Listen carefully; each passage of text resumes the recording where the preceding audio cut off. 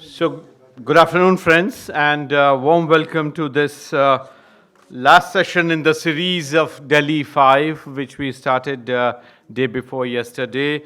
And this is one of the most important panel when we are discussing South Asia. And what we started with 2 days ago in terms of our larger deliberations on connect between the regions and zones and sub-regional cooperation and the national strategies of development.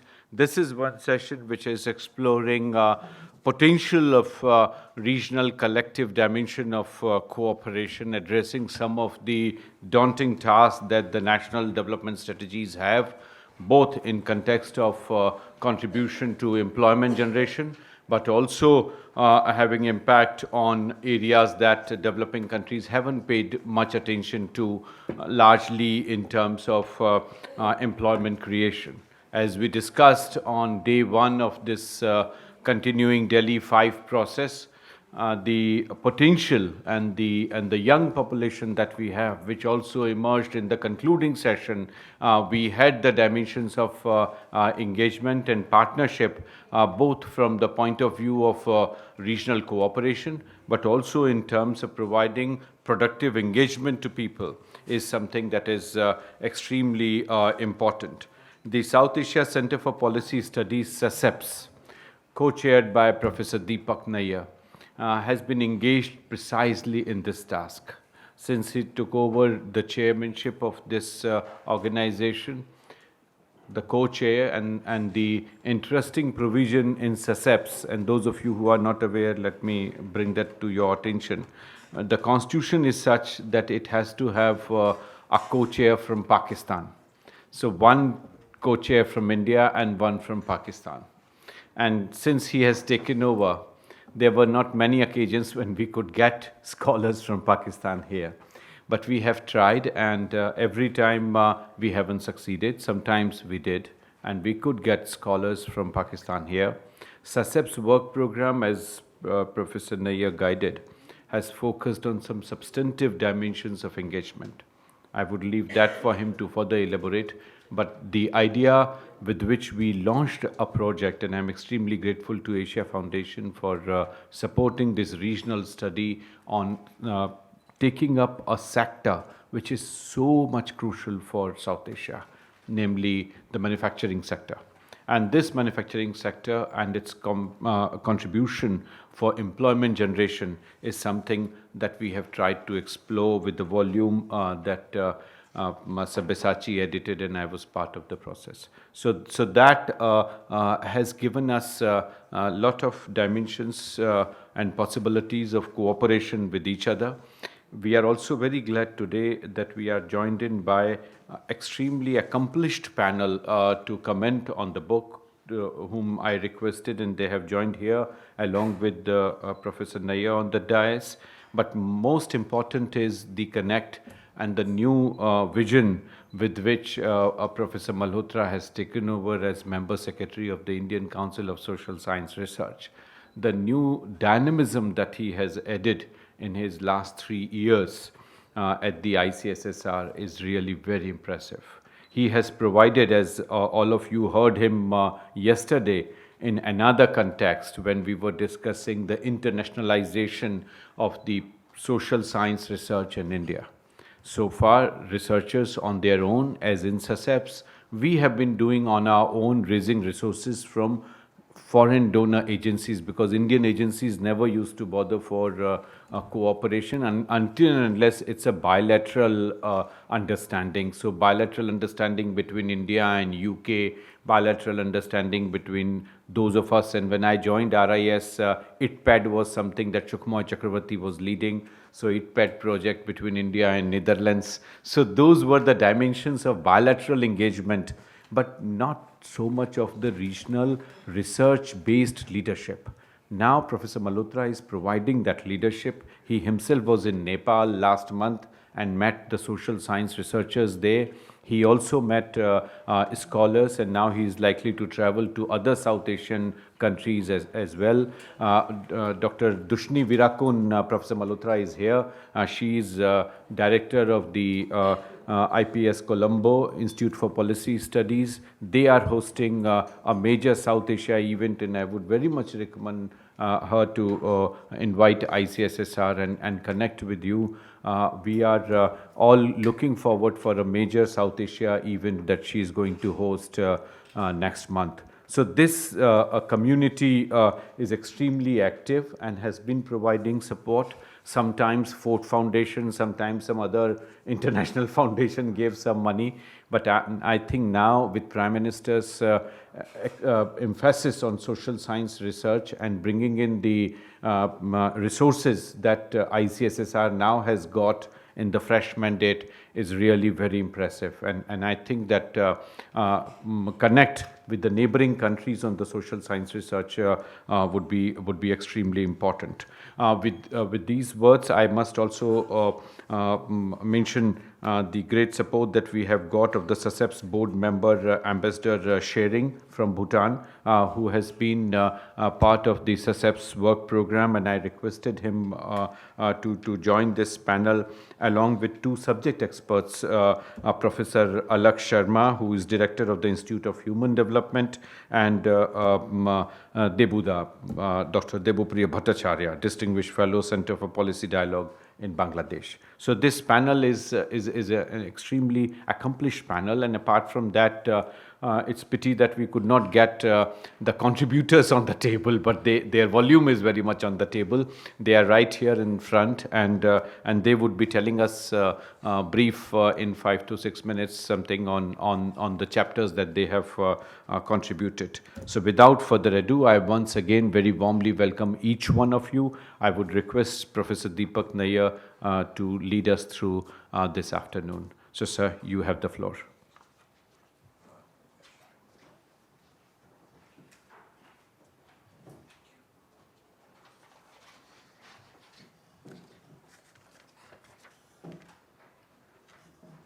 Distinguished guests from South Asia, our partners and colleagues in SACEPS, my colleagues on the podium, ladies and gentlemen, it is an honor and a privilege for me to welcome you on behalf of the South Asia Center for Policy Studies, which we describe in our South Asian way as SACEPS. We love acronyms.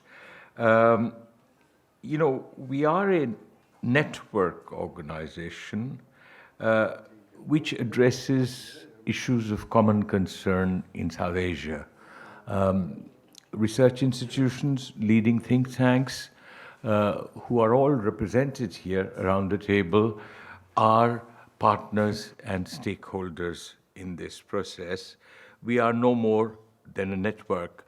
For those who do not know SACEPS, and I think in this room there are very few, perhaps Vinod, Professor Vyaslu sitting here may not, that we are an independent non-governmental organization that is a network of institutions working at the intersection of research and policy. The object essentially is to provide a meeting space for public intellectuals, for policy practitioners, for civil society, for media, for parliamentarians, and indeed for concerned citizens who are committed to the idea of South Asia. Now, most countries in South Asia have embedded histories in common. Beyond that, it's languages, cultures, arts, music, cuisine, and yet politics creates divides between us, which have sometimes stifled possibilities of economic cooperation. Now, South Asian countries have witnessed the most rapid economic growth since the mid-1980s, which is impressive in comparison with their own past and in comparison with that of other developing countries in Latin America and in Africa. This unprecedented growth, compared with the stagnation in the colonial era, has helped reduce absolute poverty and do so significantly, but not as much as it could have, in part because the initial income distribution was unequal, so increments in income were distributed in an unequal manner, and in part because of rising income inequality. I think one of the greatest strategies of South Asian countries in the post-colonial era is that employment creation has been too little. And in the past 3 decades, it's nowhere near commensurate with the pace of economic growth. What is more, the employment that we have created, not as much as other Asian countries have, is of poor quality, where the living conditions of workers are not what they should be. Now, I think that South Asia has much to learn from the Asian continent. Okay? That industrialization is an imperative.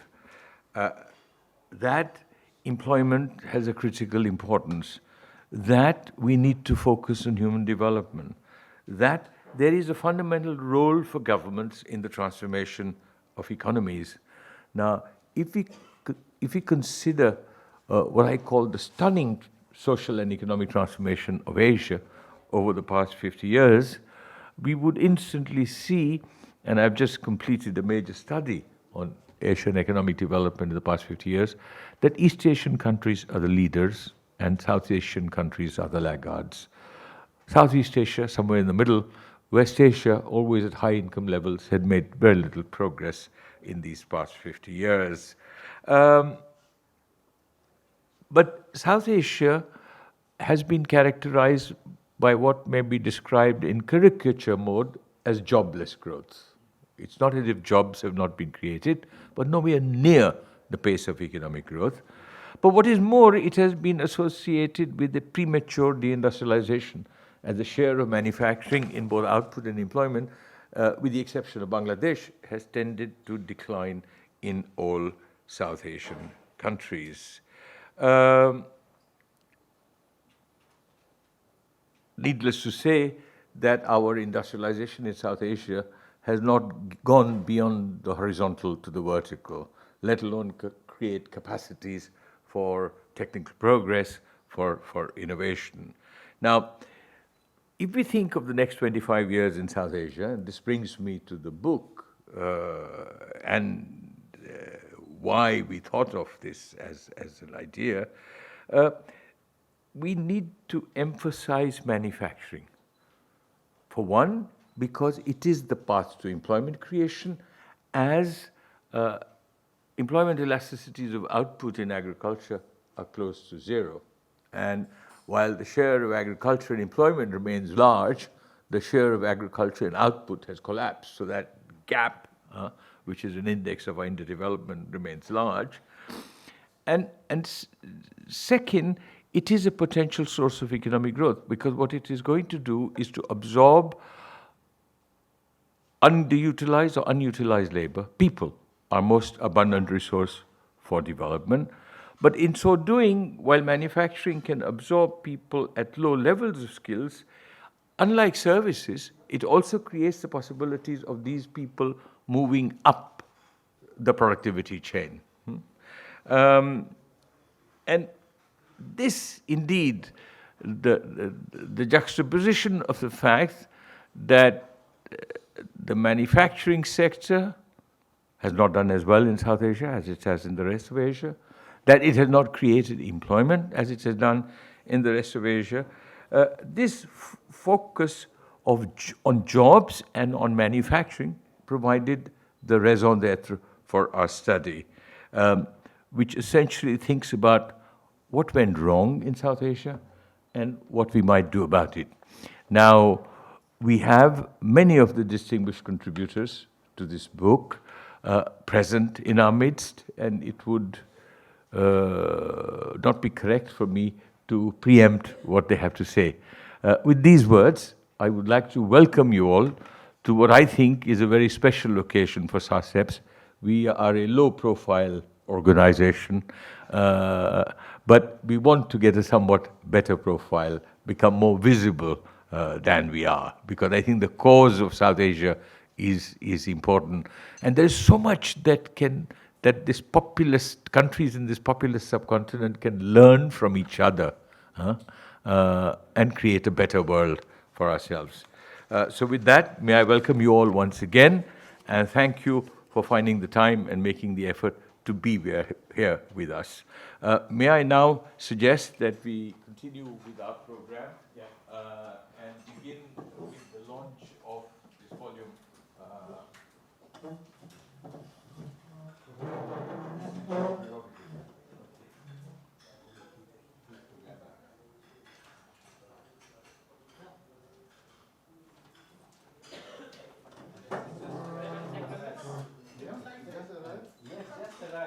I have not seen a copy. They have arrived from Germany.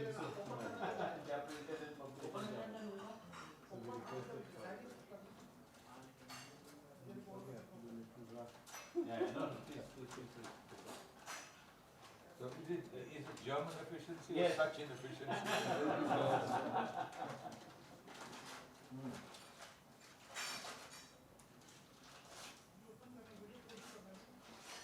Very well packed.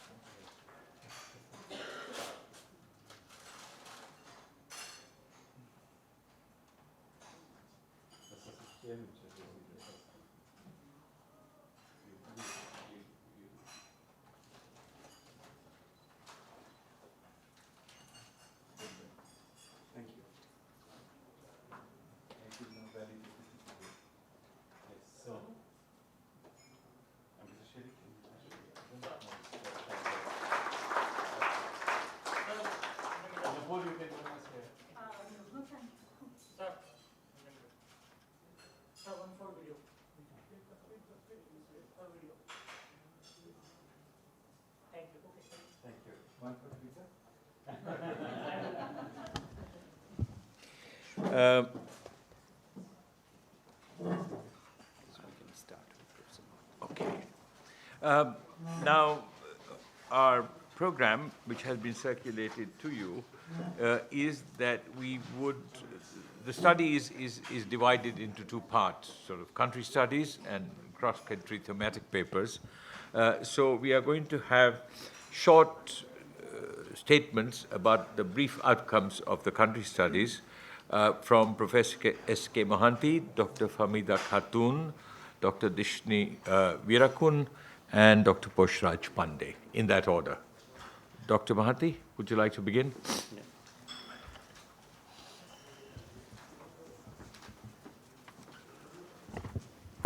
Thank you very much.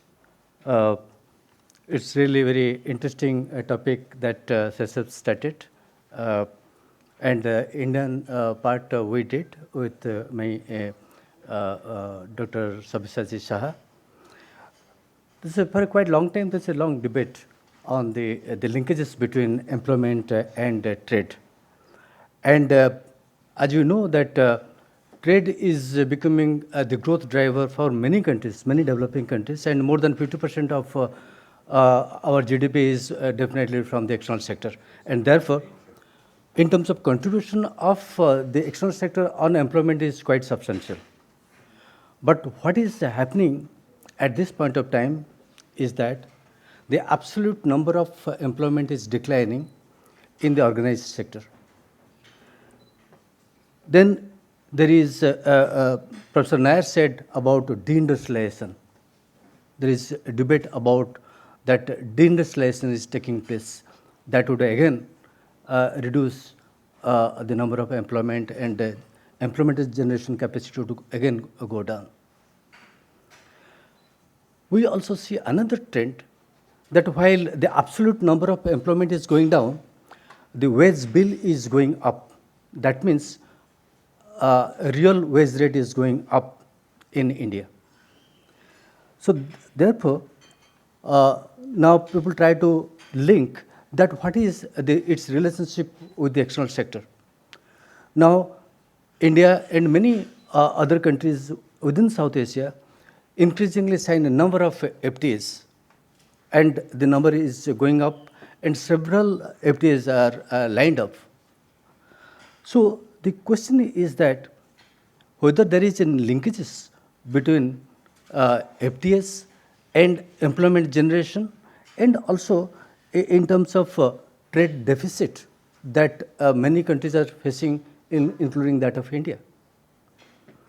So to address these issues, the study tried to focus with a very detailed empirical study with 190 production functions using 4-digit ISIC with HS, with panel data and input analysis. The results are the following.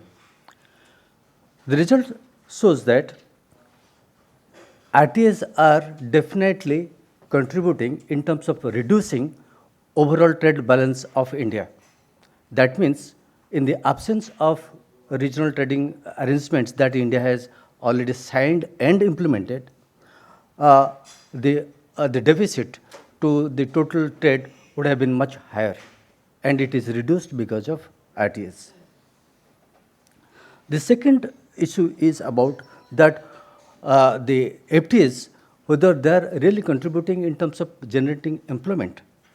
Now, the answer is yes, it is generating employment, but the issue is what type of employment it is generating. That is the issue.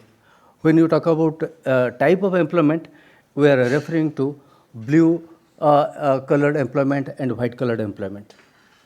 When a country is graduating from low income to high income, definitely the size of white colored employment will go up. And at the same time, there are many industries which are mostly backed by blue colored employment will go down. Therefore, it is quite natural that some of the industry would be automatically vacated because they cannot sustain it with a low wage rate. And that has really happened in case of India, and as a result of which we find that the modern industries are going up with absorption of white collar employment, and there are many industries who had to vacate because of low wage rate which cannot be sustained at this point of time. Now, then what is the role of trade policy? Most of the countries say that trade policy has nothing to do with employment. It is typically domestic activities, and therefore trade policy cannot really guide the nature of employment. But the study focuses that no, signing of or implementation of different RTAs has got a definite impact on the nature of employment generated in an economy. What we have done, we have tried to take in 84 RTAs from all continents and many transcontinental RTAs, and trying to show that what kind of employment those RTAs can generate in terms of technology intensive products that we are exporting to those countries. And on the basis of that, we find that in each continent, one can segregate how many RTAs can generate more labor intensive or blue colored employment, and how many industries can give us white colored employment in terms of technology intensity of products. So the conclusion of the study is that there is a direct link between trade policies and also employment generation. A country can really predict that what kind of RTAs it should choose so that you can have a desirable type of employment that can be created in a country. Thank you.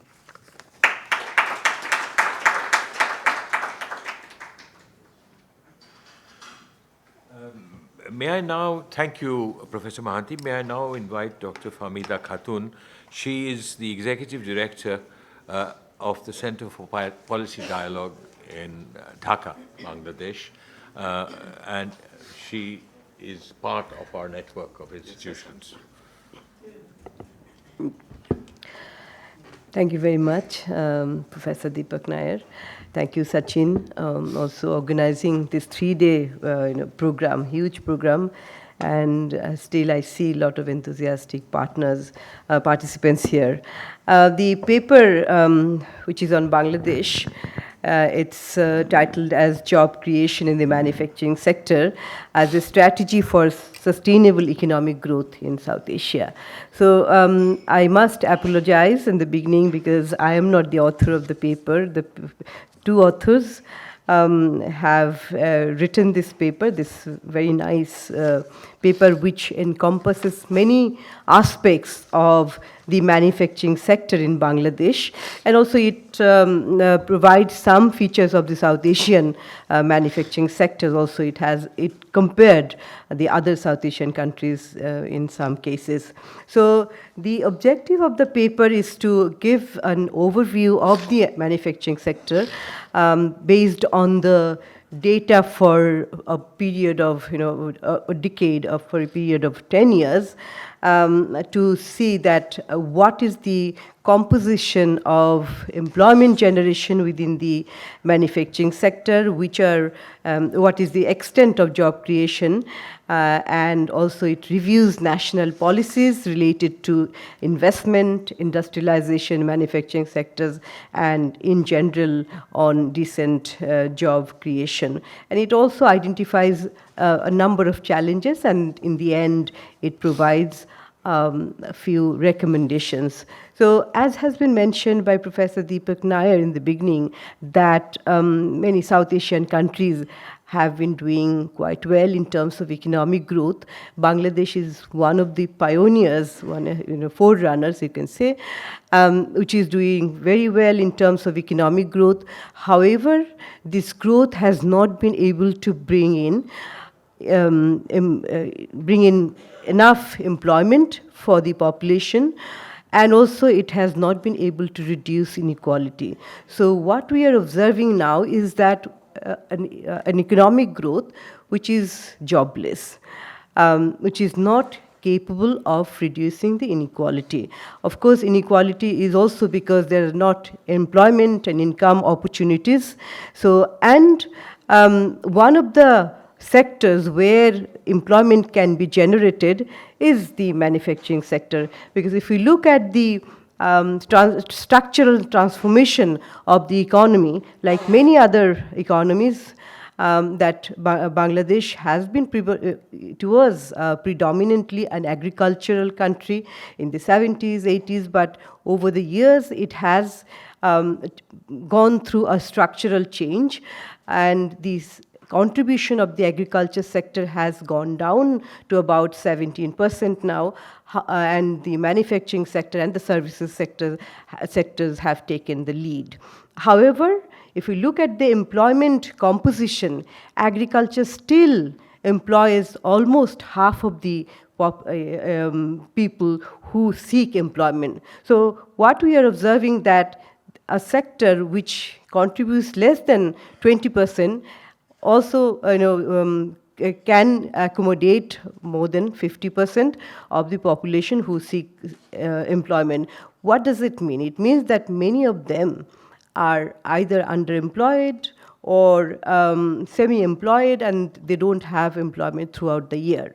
Now, if we look at the manufacturing sector, manufacturing sector's employment has been increasing over time, but again, like other sectors, it has not been able to create enough employment for the economy. So as a result, this sector, which is supposed to provide the major impetus for growth, has not been able to do so.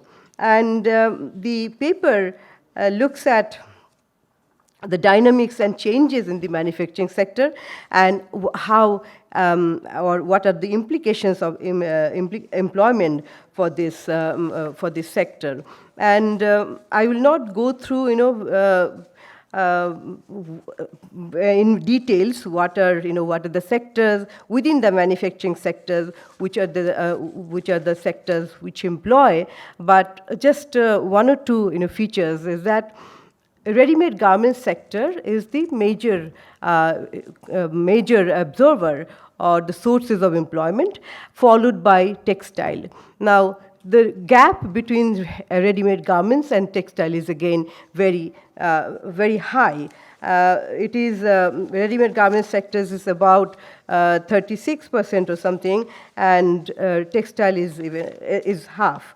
So that's a huge gap. So which means that the economy is still, the manufacturing sector is still concentrated on a single sector. So that is one challenge. And again, now if you talk about the quality of jobs, this paper also looks into the decent jobs in the manufacturing sector, that what kind of jobs are they, and what types of compliance are there, and what are the security of jobs. So that, if you look at that, then we see some of the challenging features. For example, unfortunately, it has not been able to create decent wages.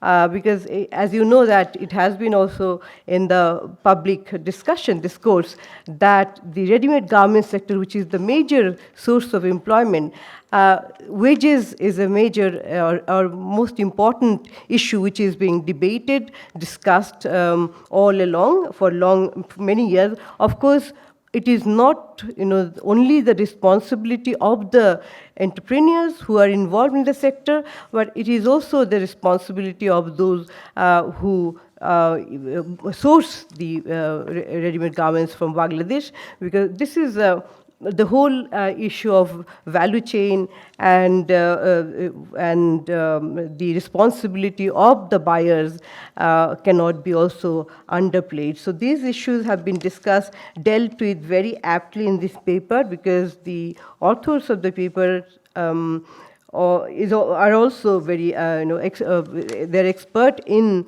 the ready-made garments, because though these papers, the data which are presented in this paper are a bit, dated, but what I can say that the data which are presented are also can be authenticated, because we had in our center, we had undertaken a study on the ready-made garment sector to see the compliance issues. In doing so, we have also seen how the employability of the sector has been changing over time, or what type of changes has happened in terms of ensuring decent job and other social compliance. And the very right authors of this paper, they were involved in this whole study.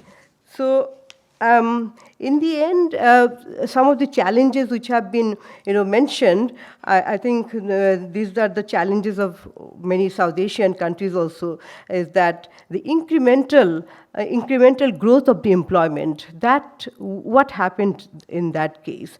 And that, in fact, unfortunately, over time, has declined, because here, if we see some of the statistics, that compared to the period of 2013 and 2016, the average employment has declined compared to the previous period from 2010 to 2013. So which is not a very encouraging scenario, in the sense that every year in Bangladesh, about 2 million people are getting into the labor market. And then the issue of investment, that what type of investment are being held, are coming. Mostly it is local private investment, though the government of Bangladesh has a very foreign direct investment friendly policies, but for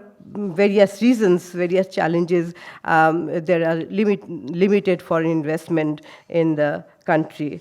So I think I will not take much time, but one important aspect is that female participation in the manufacturing sector has been increasing, and particularly in the ready-made garments. But again, I think the paper also deals with that they are mostly engaged in the low-end products. As a result, their income is much less compared to male workers. So that is a distinguished feature of the manufacturing sector jobs. So on the whole, if we talk about the sustainable economic growth through creation of employment in the manufacturing sector, I think we are still way behind in in achieving that, and the policymakers have to do a lot, and the responsibility of the private sector is also very important. I think I would like to end here. Thank you very much.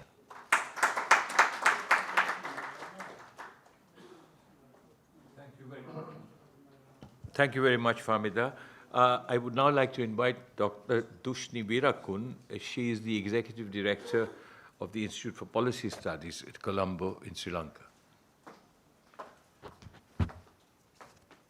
Thank you, Professor Nair.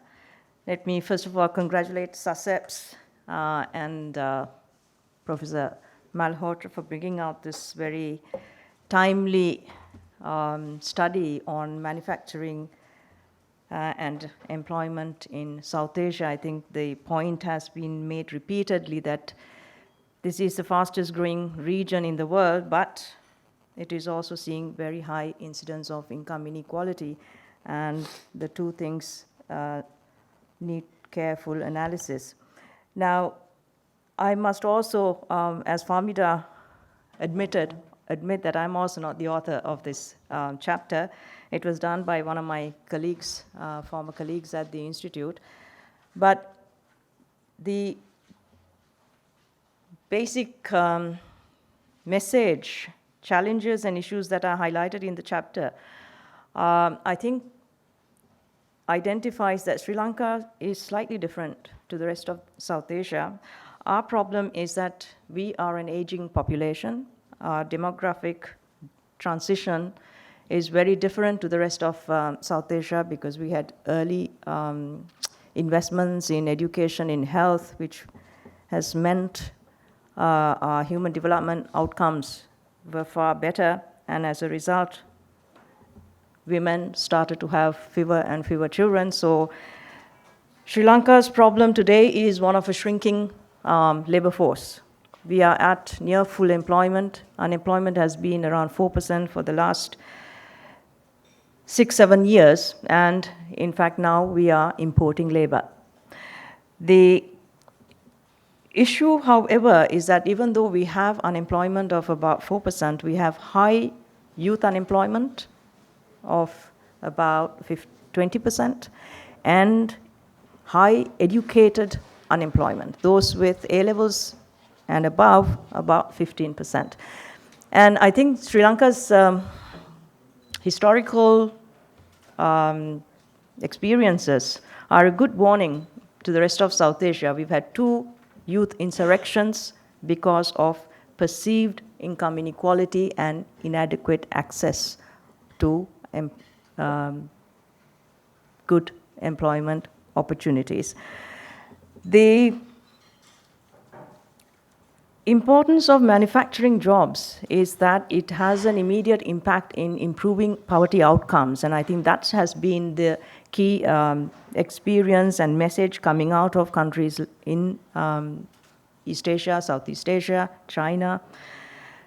But as was mentioned, South Asia by and large has had this issue of jobless growth.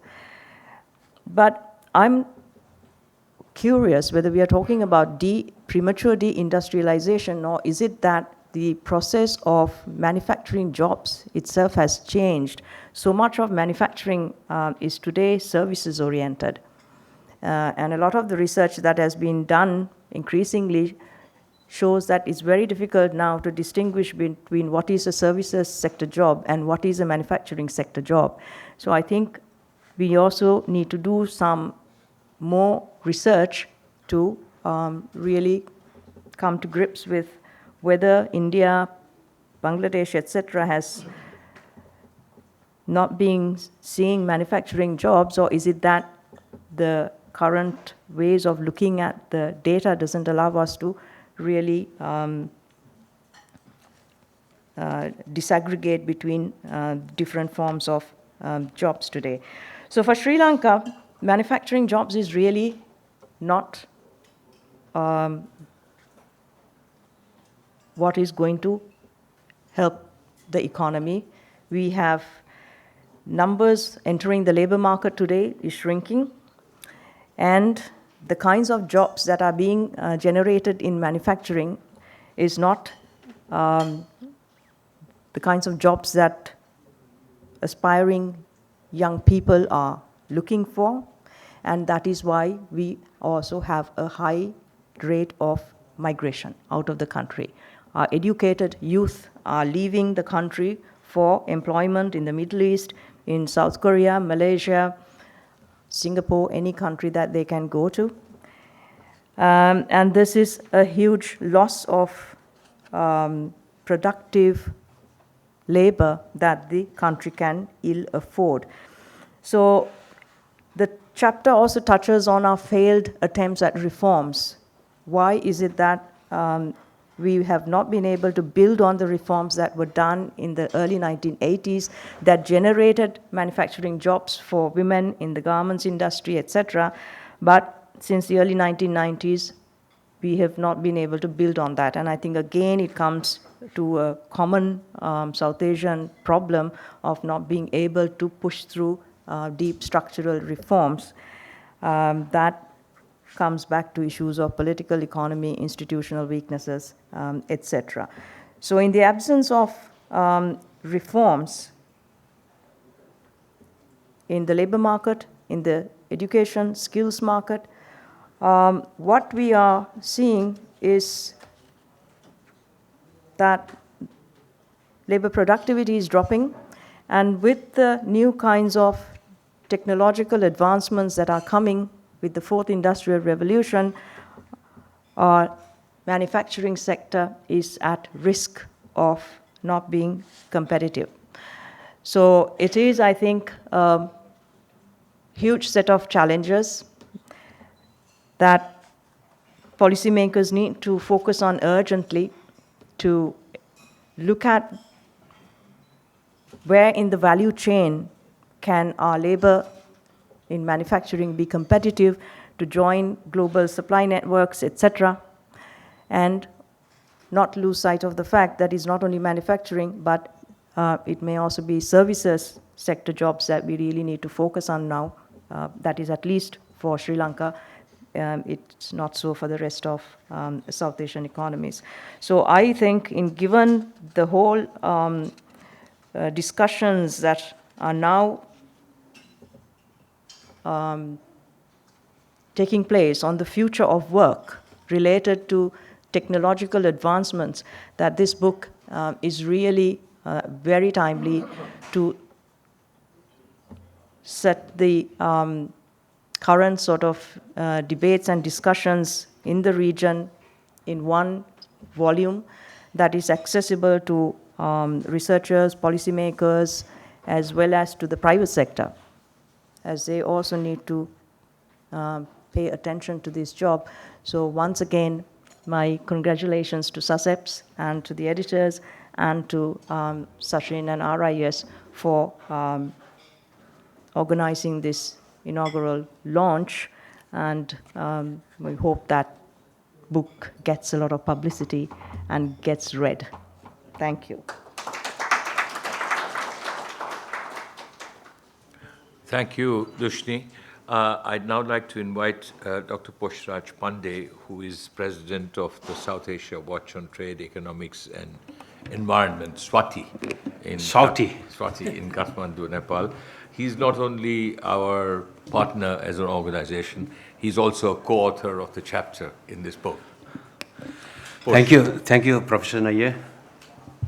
Well, I would like to express my sincere gratitude to Dr. Sachin Chaturvedi for organizing this SACEP panel. And I would also like to express my thanks, profound thanks to Professor Nayyar for providing guidance during the preparation of this work. In fact, I'm going to make presentation, and this is the joint work with Dr. Dilli Raj Khanal, former member of the National Planning Commission, Coordinator of Nepal. And I would like to highlight major issues that is presented in the paper.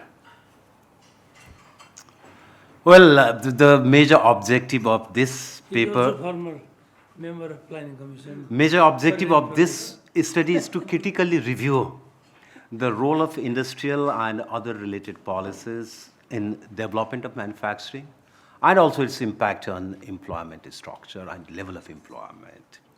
And as a background, the paper presents the overall trend in growth, in economic growth, growth in manufacturing, and also in growth in employment. The growth the trend in growth indicates that in last 2 decades, the average growth rate of Nepalese economy was less than 4%, and with very low manufacturing value-added growth, which was 1.4% during last 2 decades. And labor survey estimates unemployment rate to be 2.2%. It's quite low, but it hides structurally driven underemployment and unemployment. Unemployment and underemployment rate among the youth is quite high, and labor utilization rate among 20-24 year age group, it was 46%. And the share of manufacturing employment declined from 8.8% in 1991 to 5.5% in 2011. That is the latest labor survey. The absolute number of people employed in manufacturing also declined by 8.9%. And the paper also critically assessed the economic and industrial policy of Nepal. And regarding economic policy, by way of implementing economic stabilization program and structural adjustment program, Nepal started the journey of that liberal economic policy. And a catalytic role was provided to the private sector. And we also launched privatization program. Various tax exemption and other facilities are provided to industrial sector. And we also guaranteed that there won't be any nationalization of industry. And corporate tax rate was fixed to 25%. And we also established a special economic zone. On foreign investment, we made it quite open, and 100% equity was allowed in industrial sector, except very few selected sectors. And we also committed to provide national treatment to foreign investor in any kind of facilities or any kind of incentive to the industrial sector. Nepal also joined this MIGA, Multilateral Investment Guarantee Agency. And we also signed a bilateral investment protection and promotion agreement, BIPA, with selected countries. On trade side, tariff structure was rationalized, and it was drastically reduced, and restriction on imports was abolished. Exports are exempted from domestic indirect taxes. We also introduced a scheme of duty drawbacks, and Nepal also became member of WTO, SAFTA, and also BIMSTEC. So these are the policy measures we undertake. But what are the implications of or impacts of these measures in manufacturing sector? Well, the typical phenomena of manufacturing sector is that absolute number of manufacturing establishment declined by 4.5% during during 1991 and 2011. And that decline was not because of intra-sectoral specialization and economies of scale. It was simply because closing down of manufacturing establishment, particularly in textile, apparel, paper, and leather sectors.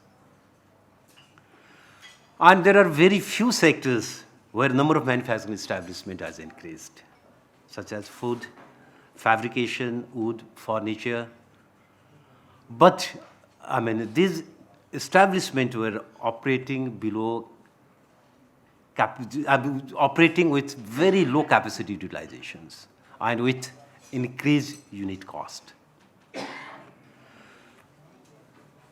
And we have also estimated integral coefficient of structural change, and it indicates that there was no overall structural change in manufacturing sector. So we don't have any leading manufacturing sector in the economy. And again, we also looked at the total factor productivity, and we found it is declining, is steadily declining until 2002, maybe because of conflict during that period, and later it has started picking up, but it hasn't reached to 1991 level. And the share of manufacturing in total exports also declined, and GVC, Global Value Chain Index, it indicates that we have not been able to participate in global value chain. And with regard to employment per firm in manufacturing sector has declined by 4% during this observation period. There was sharp decline in employment in tobacco, textile, and leather sector, but there was a slight improvement in wood-related sector, chemical, rubber, and plastic, as well as in basic metals. The employment elasticity of manufacturing sector is very low, and in fact, we observed negative growth rate of employment in manufacturing sector. On positive side, there was improvement in labor productivity in manufacturing sector, but there is no uniform pattern across the industries. And there are very few sectors who experienced increased employment as well as which maintained labor productivity. So looking at the manufacturing sector and employment sector, Nepal experienced what Professor Nair said, that's jobless growth with deindustrialization. And we have not been able to diversify vertically, and also, to upgrade technology in manufacturing sector. So the question is, why it's happening so? And first reason is, we argue that is policy failure to revive and promote manufacturing sector. And if we look at our policy, we don't find any coherent balance between the role of state and the role of market to correct market failure and also state capturing practices. So here, what we have seen is there was very low investment in productive sector. And trade and finance-led economic activities flourished over time with gradual erosion of manufacturing base in Nepal. Second is we adopted liberal economic policy with the assumption that the likely distortion or anomalies would be corrected by the market itself. But in reality, it didn't happen, and whatever industrial policy we adopted, it was simply a pseudo-industrial policy, and that industrial policy didn't have any link with trade policy, with monetary policy, with agriculture, or with energy, tourism policy. We don't see any linkage or coherence between industrial policy and other sectoral policy. And another was, there was coordination failure and also implementation failure. Coordinations among government agencies and coordinations between government and private sector. And as a result, whatever policy we announced, that was bound to fail. So the question is, what could be done So we argue that we need a big shift in development discourse itself. That is, our development discourse should be grounded on a transformational approach with rebalancing the role of state and the role of market. And together with this change in development discourse, we also need to shift in the investment structure, particularly with increased investment in social and physical infrastructure, including investment in technology, know-how, human skills, and also in innovation and that kind of stuff. And the second, the solutions could be, we need to revamp our macroeconomic policy that discourage that speculative activities in the economy. And the third solutions could be, we need to revamp our industrial policy with rebalancing export promotion and import substitution. And the fourth, we need to remove supply side constraints, but with particular attention on power, connectivity, and on issues of skilled human resources. And finally, we also need to have to coordinate in policy. And also we need to improve our delivery and governance system. Well, I stop over here. Thank you, Chair.